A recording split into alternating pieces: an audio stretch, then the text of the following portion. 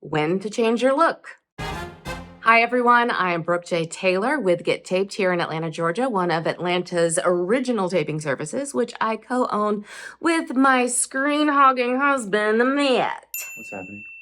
I'm doing a video. Now on to our topic. When to change your look.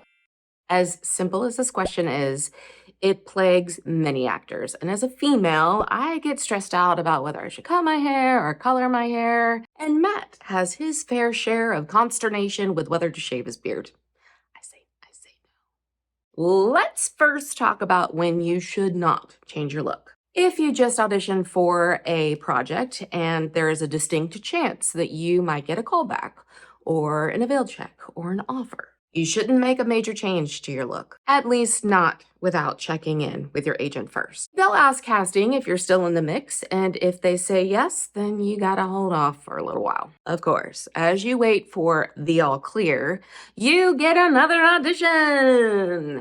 So you are right back to waiting. And if it's a particularly busy season, this could go on and on and on and on and on and on and on and on. But eventually there will be a gap. And hopefully you can get a hair appointment within that time frame. And if you're a guy, you can, just shave that beard anytime you like. It's so not fair. But this takes me to the main reason why you should not put off changing your look, and that is fear.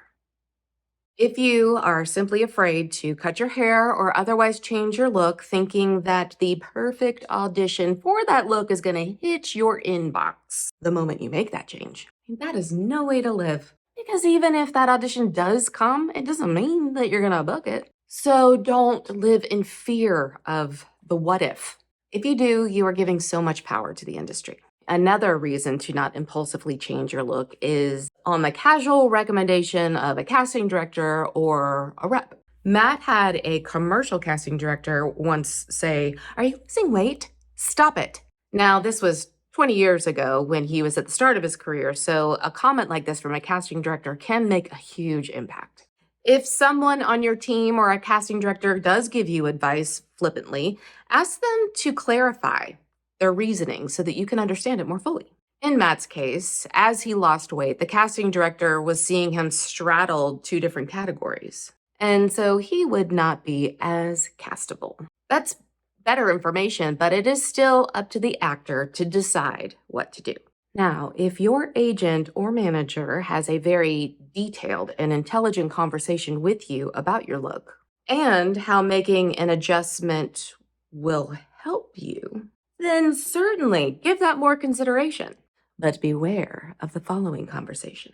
You take a meeting with your rep and you discuss with them why you're not booking. You ask a leading question like, should I change my look? And they answer, sure, it couldn't hurt. I would not go and spend hundreds of dollars on getting your hair cut and colored because your agent just flippantly said, sure.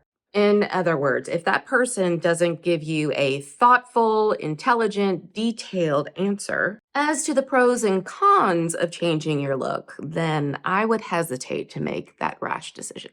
And speaking of dry spells, this is another reason why not to rush to make a rash decision about changing your look.